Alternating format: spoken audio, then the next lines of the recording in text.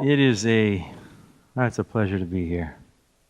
It's a joy and an honor to be able to share with you the stories, the true stories that God has put me in a place to see, not for necessarily my benefit, but I truly believe that He's put me in a place so that I can share His story and you can see what He's doing in other parts of the world.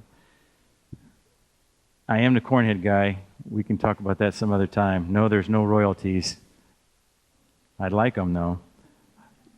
Although, little prayer request, I don't know if I should even share this. My parents still live in Lincoln, and they took me into the Haymarket, and I went to this Husker shop just because I like Husker stuff, and I saw a bunch of those cob heads. They're not corn heads.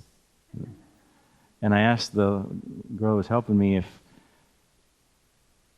there's any chance, if anybody would let me get into it, I'd still like our teenagers to learn some business practice and maybe do stuff to support the ministry. Anyway, she says, well, I don't know, I'll ask him. The owner's Mike Osborne, Tom's son, and he's right here.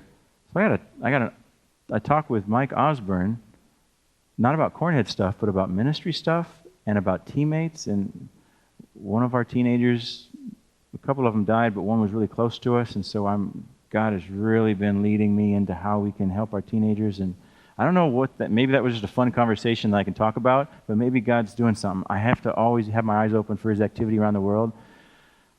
So would you pray, even just right now, can we just pray, Lord Jesus, I thank you for that fun encounter, but if that was your activity, would you make it clear? And would you open my eyes so I can follow you in whatever you're doing? For your glory. Amen. I am the pastor of a small gathering, a church in South Miami, a little town called Homestead.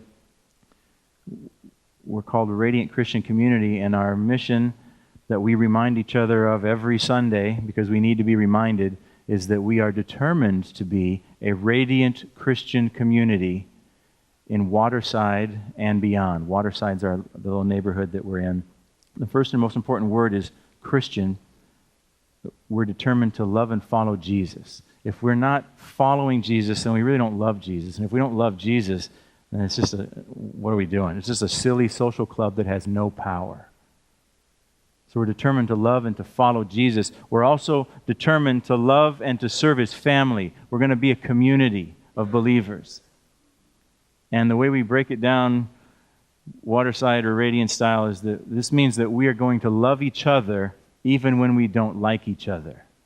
And because we're together a lot, we have lots of opportunities to love each other when we don't like each other. And if we will follow Jesus and if we will serve each other, He's promised that we will be radiant, that we will love and reach His treasure. And His treasure is U.S. saving bonds, right? No, His treasure is people, the people that He died for. And He's put us on display as ambassadors strategically in places where we can shine the light of Jesus through our obedience to Him and our love for each other, so that those people who are dying in darkness can see Him, and they can move closer to Him, and they can enjoy Him forever. This is why we exist. It's fun to be here. As I was driving in last night and this morning, I recognize a lot of the area here, because this is the place of my demise. I don't know if any of you knew that. This is where I was ruined. I was born in Columbus, and then I grew up in Randolph, but I dropped out of my first semester at Wayne State College. I said a tearful goodbye to my dad, and I boarded a bus in Sioux City with a broken heart, suitcase full of broken dreams, and the shattered pieces of a broken life. And that was in 1989, and it was, I'll never forget, it was 75 degrees below zero. Now, people tell me it can't get 75 degrees below zero, but the news said with the wind chill, it was 75 degrees, and animals were dying, cars wouldn't start, my car didn't start, but it was cold. And I got on the bus and took me down through the Mississippi Delta, and I didn't know what was going to happen to me when I got to New Orleans. But I had this peace that passes understanding. I had this assurance that was convincing me that Jesus was directing my path. And if I would trust in Him with all of my heart and not lean on my own understanding, that He would make a way and He would make everything work out all right according to His plan, which is unstoppable. I got off the bus in New Orleans next to the Superdome, and the big sign said 75 degrees above zero. And I immediately was like, yes, you've called me here. I know it. It's a sign, a literal sign. The palm tree is proof to me that it's never going, like the rainbow is God's promise that He will never destroy the world with water. The palm tree is my sign from God that it won't get below 30 degrees and rarely below 50. So I'm not worthy of being in your company. I'm glad that He took me to New Orleans. I'm glad that He gloriously ruined me. I'm glad that He just shattered and crushed this life that I had begun to build for myself, so that He could mold me into the son and the servant, and so that I could recognize the plan that He had for me, for His glory and to tell His story. I stayed in New Orleans for a long time, thought I was going to die there of natural causes. And some of you have heard the stories from Urban Impact, where I worked for many years. But in 2006, God began to work in us again. He began to start making our spirits unsettled. And He started putting new thoughts in our minds. And so in 2009, I was here again, and I gathered with some of you and just gave you this compelling story of how I thought God was leading us to South Miami, but I really didn't know exactly where, and I wasn't really exactly sure what we were going to be doing there, and you bought it. you trusted God enough that He was leading that, and I'm grateful. He gives a promise in Scripture that says, the eyes of the Lord range throughout the whole earth, looking to strengthen those whose hearts are fully committed to Him, or to show Himself strong to those whose hearts are fully committed to Him. And He used your support and encouragement in a time where I thought I was following God, but I wasn't really sure. And your encouragement strengthened us. He strengthened us through you, and it gave us the courage to pack everything that we owned into an 18-foot Penske truck, like a big moving truck, and we headed to Miami. We didn't even know where we were going to stay. We didn't even have a hotel reservation. I don't say that like just as some like great faith story or like great courage. I was a wreck for the months leading up to that, because I thought God was telling us this, but I wasn't really sure. And oh my goodness, everything that I tried to line up and organize so that my family would at least have shelter wasn't working out. But at some place in that, it just made no sense. It was crazy. And the only thing that was palpable, the only thing that I could actually hold on to was this peace that passed understanding, that God was in this, and that Jesus was going to direct our path. And if I trusted in the Lord with all of my heart, and I didn't lean on my own understanding, that He was going to make a way, and He was going to make everything work out, and that people were going to get to know Him better, and we were included in that. That if we would just follow Him, that we would know Him better than we ever had before, and He would lead us to people who He was claiming for Himself. I'm so glad that He gloriously ruined me in 1989. I'm so glad that he interrupted my plans for my future in 2009. And I'd like to share with you kind of what's happened since then. And I'd like to, as I share this with you, I'm going to share my part in God's story.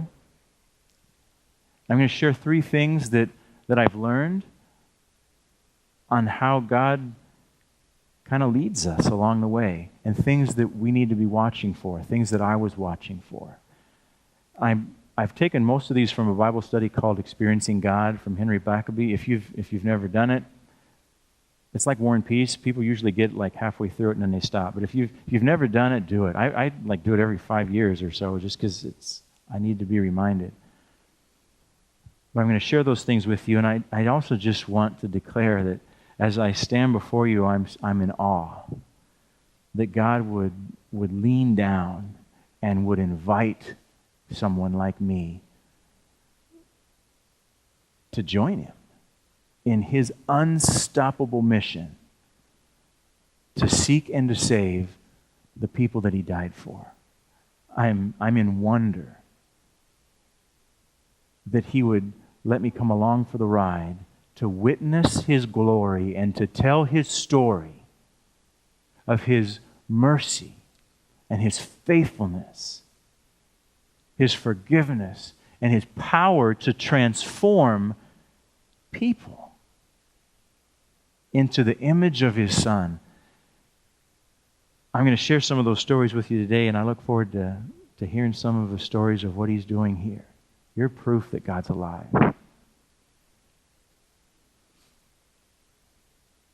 God is always working. He is always working.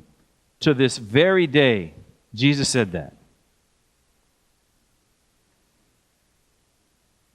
And as we move forward today, I'm going to talk about 3 ways or 3 things that we need to think about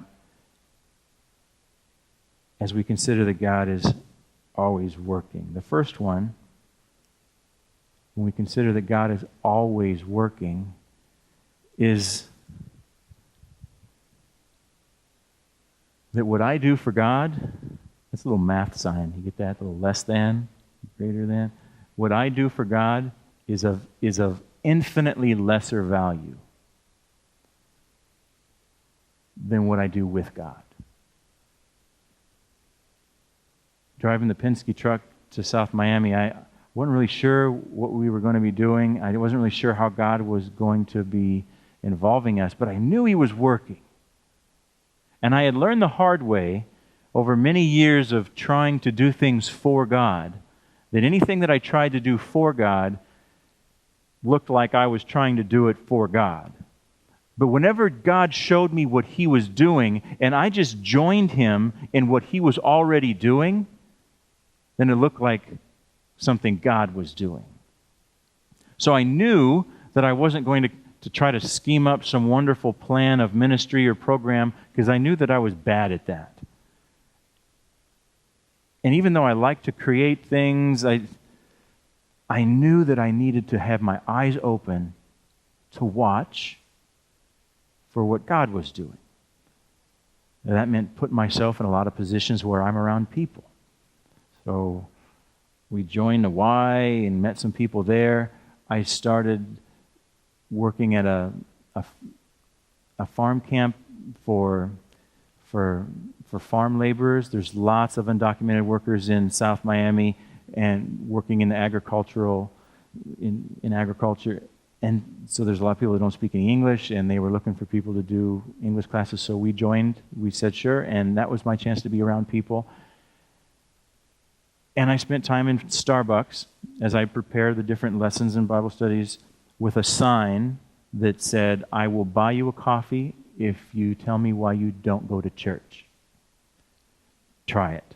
I'm so serious. I heard the greatest stories. A lady talked herself into going to church, and all I just did was stand there and go like that. You really got to try it. It was amazing. However, as we were looking for homes to rent, we found a home, but it had some old issues, so we had to look for another one. And as we were driving around looking for another place, we drove through this entrance to a neighborhood that as soon as we passed the threshold of the entrance to this neighborhood, just something went, pfft. I can't make it sound any better than that. I knew that God was doing something here. I don't know why, but... And then as I drove around, it was a tough place. And I come from Central City, New Orleans, which is a really tough place. And so I recognized a lot of the generational poverty and the things that I saw. And I came to find out that this is one of those neighborhoods that the pizza guy doesn't go after dark. But God does. And I knew that he was working, so I drove around. And I came back the next day, and for weeks I came back and I drove around. But I wouldn't get out and I wouldn't talk to anybody because I didn't know anybody. And I was kind of shy, and that'd be weird, right? It'd be awkward. What am I going to say? I've got no reason to talk to you.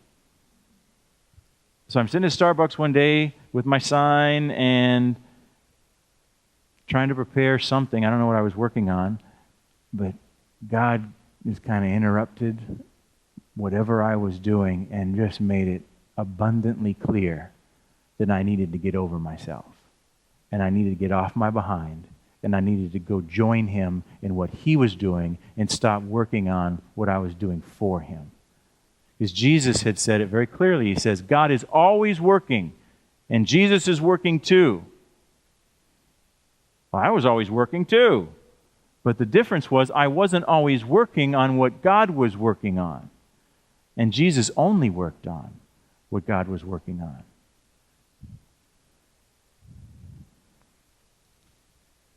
Jesus said that he only did, let me see if can you help me turn this back on?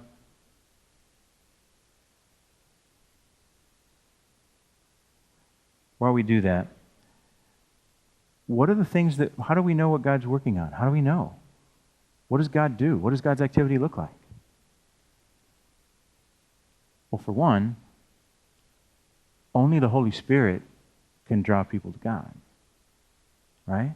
So if you see somebody asking spiritual questions, you know that God's in there somewhere, because we can't draw near to God without God pulling us. The verse is, okay, here we go. It says, no one can come to me unless the Father who sent me draws him to me. And at the last day I will raise him up. No one can come to me unless the Father who sent me draws them.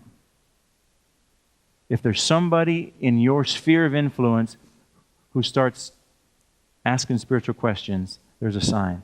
Also, the Holy Spirit convicts us of sin and righteousness and judgment. If there's somebody in your sphere of influence that starts to tell you how they feel bad about some of the things they're doing, or they ask questions about hell and if it's real, this is something that's being bubbled up and cooked up by the Holy Spirit of the living God.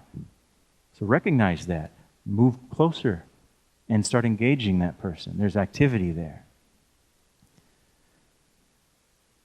Well, this activity that I sensed was just basically God telling me, not in this audible voice that, I don't admit that because that would be weird, right? But I had to go. So I determined I'm going to drive back over to Waterside, and I'm just going to talk to the first person I see, because I didn't have any other better reason to choose someone. So I drive the van back over to Waterside, and I do a warm-up laps to kind of, put some praise music on, try to get myself ready, and I'm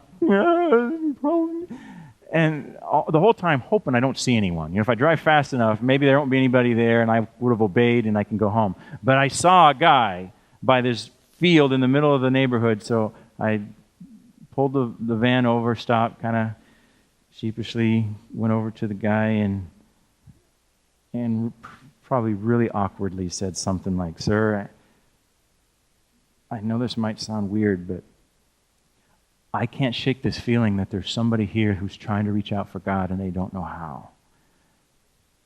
Do you know who that might be?" And the guy goes like this.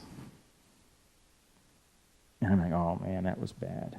I'm like, Jesus, but I obeyed, right? Can I go now? Did I pass the test? Did I do what you wanted? And the guy looks up at me and he says, I think it's me. And then he tells me a story. And there's a guy next to him on a bike, and the guy goes, yeah, that could be me. And he tells me a story. I get it. God was working in this neighborhood long before I got there. And when I recognized that He was working there, that's my invitation to join Him in what He is doing. Anything that I do other than that is of infinitely lesser value than what I see God doing. Because His plans are unstoppable and mine are stoppable. I'd proven that. It's okay, I get it. I get it. More confirmation you're working here. So I took the next step. We were in a great big field, and I'd seen block parties in different ministries that I'd been a part of. They said that they never had anything like that, no community event. So the three of us kind of determined, okay, how about we do a neighborhood gathering of some sort? And they said that'd be okay. So I went door to door, and I knocked on every door in that neighborhood with the invitation to a block party and asking if they had any hot dogs or a grill or a bounce house or knew somebody with music. And then I would say the reason we're doing it is because I can't shake this feeling that there's somebody here who's trying to reach out for God. You know who that might be? And person after person after person said, I think it's me. And they were crying and they were shouting. And it was the most exhilarating, glorious, extended period maybe of my life up to that point. It was unbelievable. I couldn't make these things up. Because this was God's activity. This wasn't mine. I'm going to try to make this story sufficient or PG. But I knocked on one of the doors I knocked on. It was a screen door. The door was open. I'm looking through the screen, and this big dude comes up, and he's got all the tats. He had no shirt, and head shaved, and golds, and he was a big dude. And I said what I told everybody about the block party, and then said, you know who that might be? And he said, no way. And he had a little interjection there between no and way. And then he turned around and he walked back, and he looks, there was a woman sitting on the couch, and as he's walking back, he says, no way. And he just keeps walking. And he hadn't opened the screen door, and he hadn't shut the other door, and he didn't tell me to leave. And I just stood there.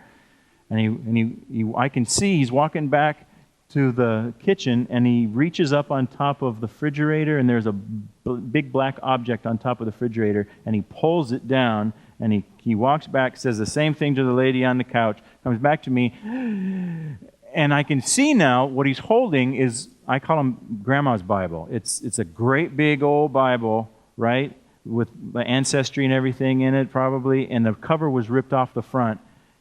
And he says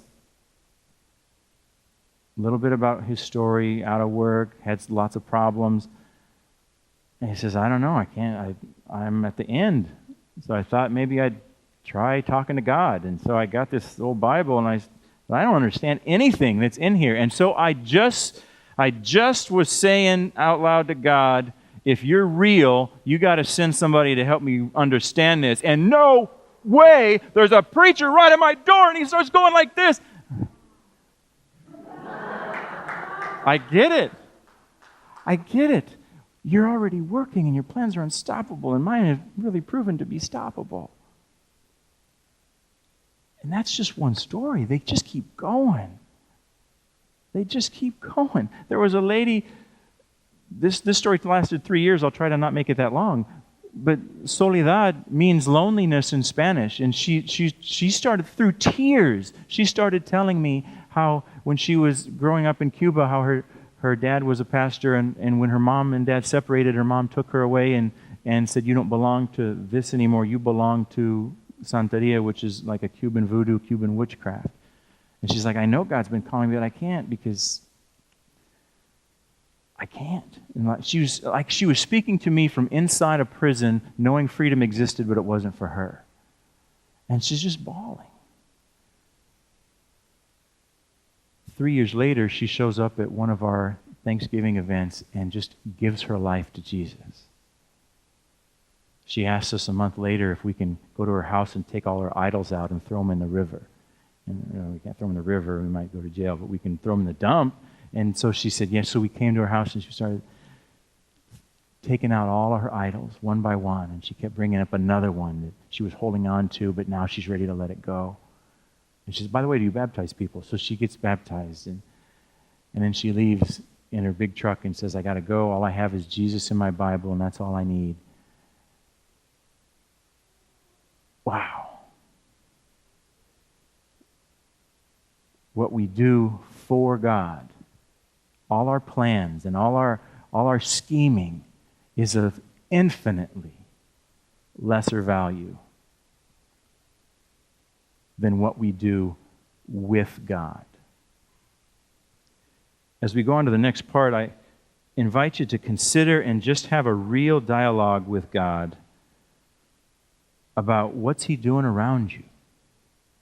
Ask Him to open your eyes so that you can see what He's doing. You know, something else that He's doing. Do you know the story of how we started doing these block parties, and then a few months later, the Town Home Association offered to give us a 3-bedroom townhouse it was a crack house. God turned it into a lighthouse. We said, yeah, sure, we'll take it until the bank comes to claim it.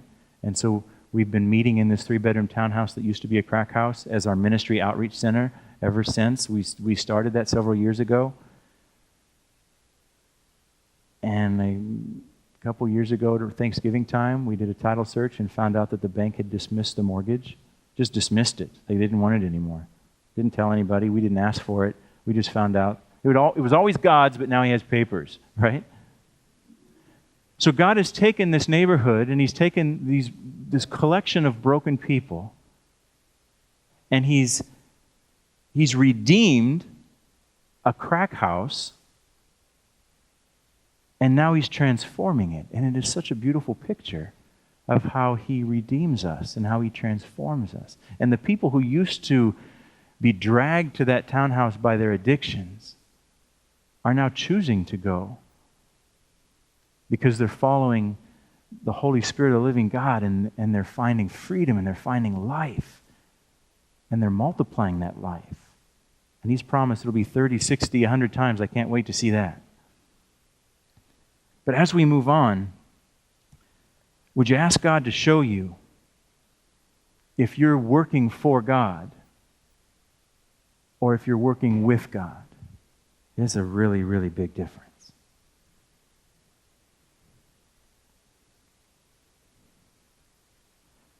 That was the most spiritually exhilarating time of my life.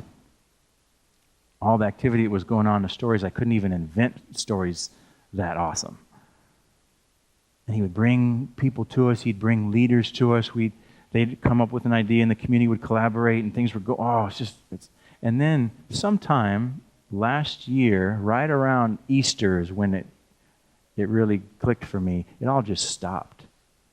And it was just excruciatingly dry, spiritually dry for months. It went from like we were so full we had to put a tent outside, or we had to figure out how we were going to fit all the people. It's like, oh, this is cool. We got to think about, the next step, and then boom, it's me and my wife and kids there Sunday morning, and maybe another person. Week after week after week after week after week. Easter morning last year, was it? We had we're not giving up. We're putting the tent out. We're going to call people. We had just put flyers all over.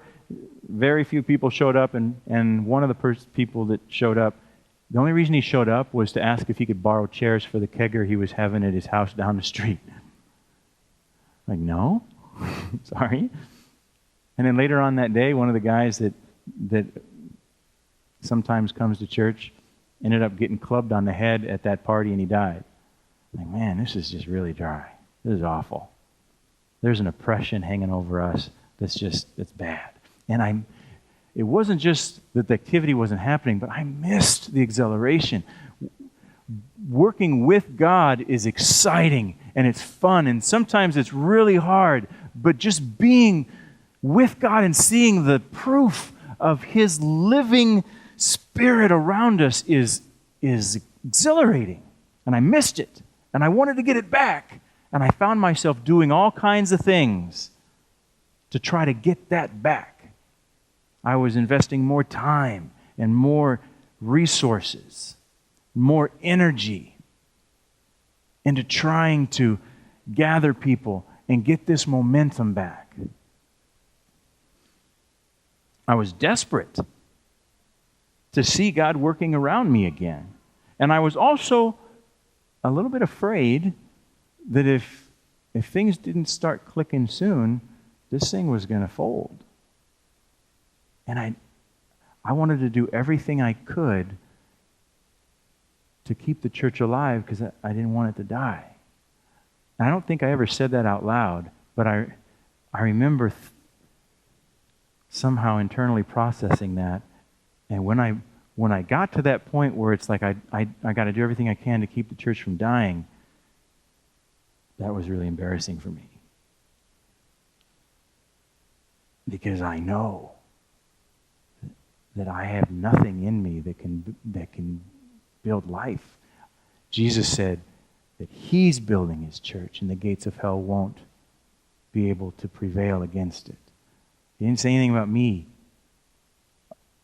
other than me being included in the church part. And so that was embarrassing, and I began to realize, God, why am I working so hard? What's going on? And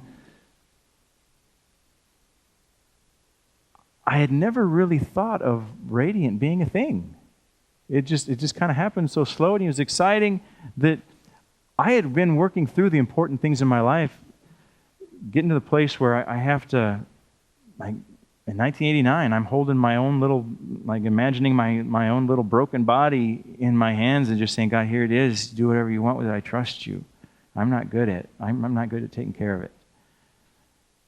And when I got married to the woman of my dreams, it's like, oh, I have all kinds of plans for her, but I needed to surrender her to Him daily because I can't protect her the way He can.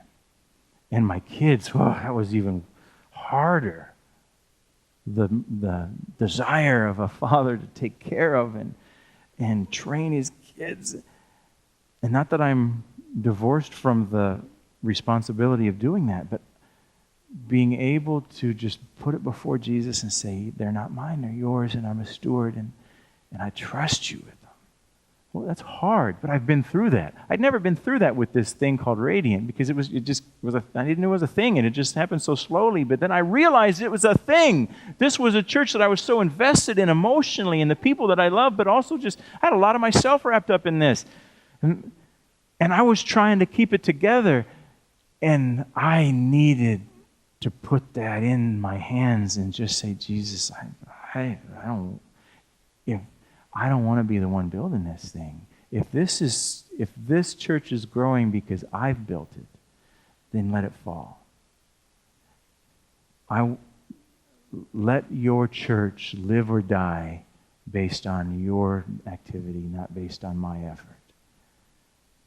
I'm glad that he interrupted me and let me know, because it's a relief, right? We're not meant to carry those burdens. You're not meant to carry those burdens. We're meant to surrender those burdens. Not to do things for God, but to join God in what God's already doing. And that kind of leads me to my next point that I had to learn, is that the life I leave to join God is of infinitely lesser value than the life I receive in God. Does that make sense? Like the little math thing, a little lesser than.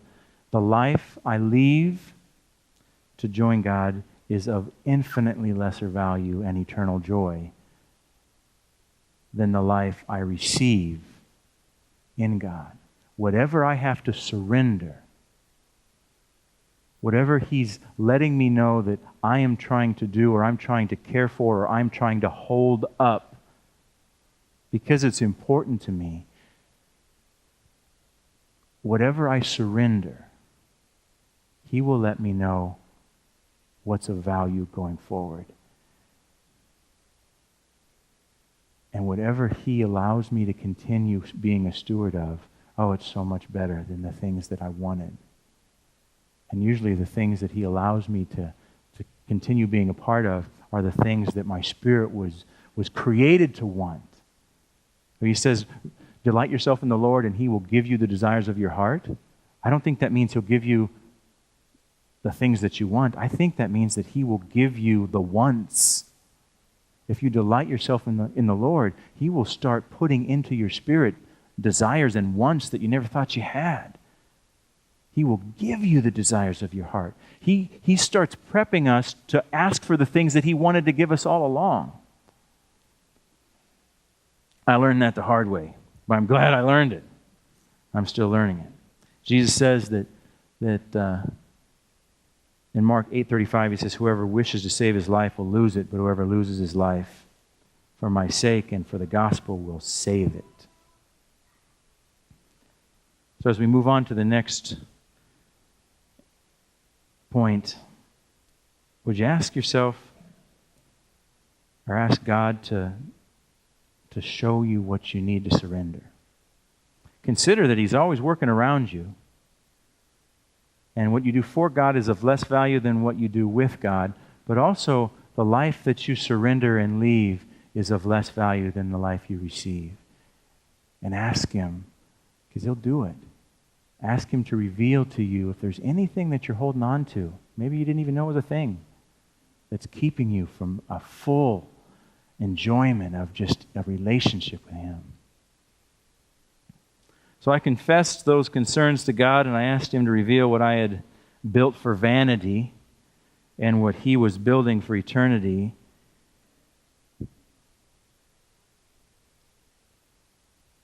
And it's so weird to say it, but it was like within days, it seemed like, poof, stuff started happening all around me. Leaders started to come back. People that had been in this place in life started to... One Sunday, shortly after that, I don't even know what we were preaching on or teaching on, but these three ladies that were sitting in the front were all friends, and they came by coincidence that same day, and I think they started talking about stuff that I wasn't even talking about in the sermon, like, yeah, we're all missing for the same reason. We need to...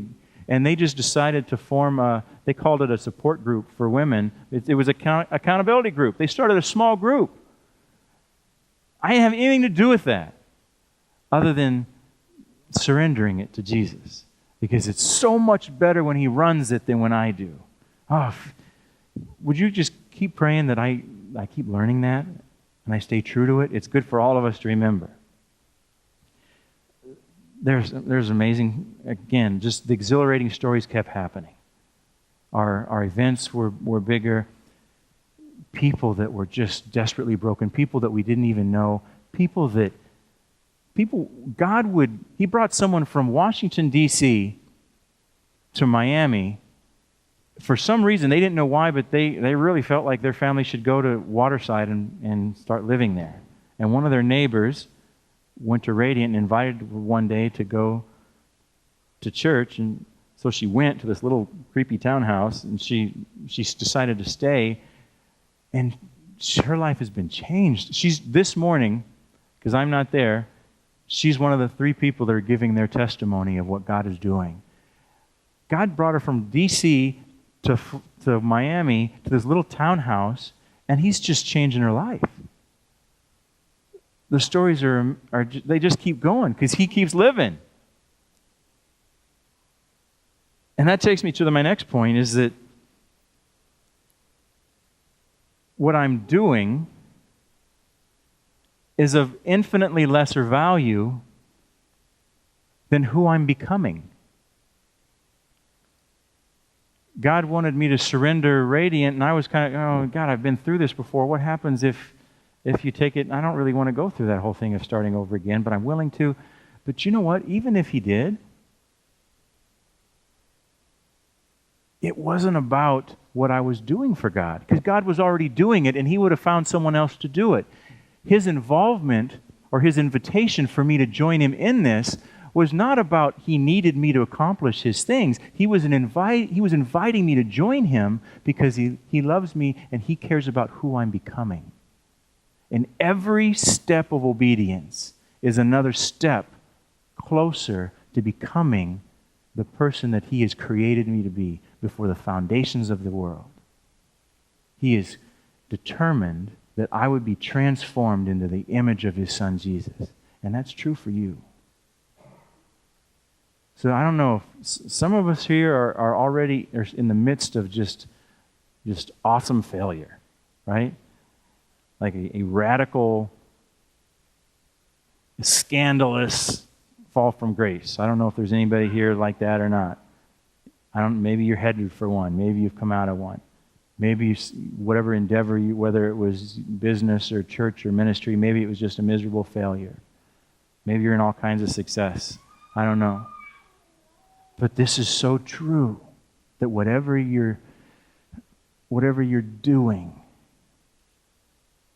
where you're doing it, how you're doing it, is of less value than who you are becoming.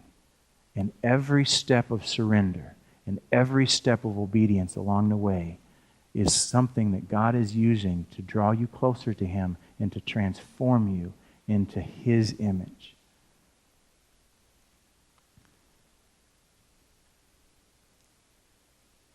Would you ask God that? Would you ask God, because he's so real and he's here and he's communicating to us through his word and through his people. Ask him if there's to reveal to you what he's doing in you and who you are becoming. The next verse, Romans 8:29 says, "For God knew his people in advance, and he chose them to become like his Son." This is the New Living Translation. So that his Son would be the firstborn among many brothers and sisters. 2 Corinthians 3:18 says, "And the Lord, who is the Spirit, makes us more and more like him." The King James says he transforms us from glory to glory. I love that. We are being transformed from glory to glory, and every step of the way, from glory to glory, is another story of how we are becoming like Jesus. So as we close, I just want to remind you again that God is always working. He may not be working in the people you want him to be working in. He may not be working or have the ministry that you had planned or that you even want. What if God starts working in a group of people that God is bringing into the area that you really, they bother you, right? Everybody's got their own things that they like or don't like. But what if he starts bringing a group of people that start asking spiritual questions, and they're a group of people that bug you? Will you keep doing what you want to do for God, or will you just stop it and join God in what he's doing? And whatever you surrender for God, it's what he will give you is so much better. And who you will become is more important. I am so glad that I stand before you gloriously ruined for Jesus, and that he has broken me along the way many times and let me know that it's not about my plans, it's about his, and it's not about what I'm doing, it's about who I'm becoming. And little by little I become more and more like Jesus. And you are too. And I don't think Wayne has even seen the beginning of what God has planned, if we would all just recognize that.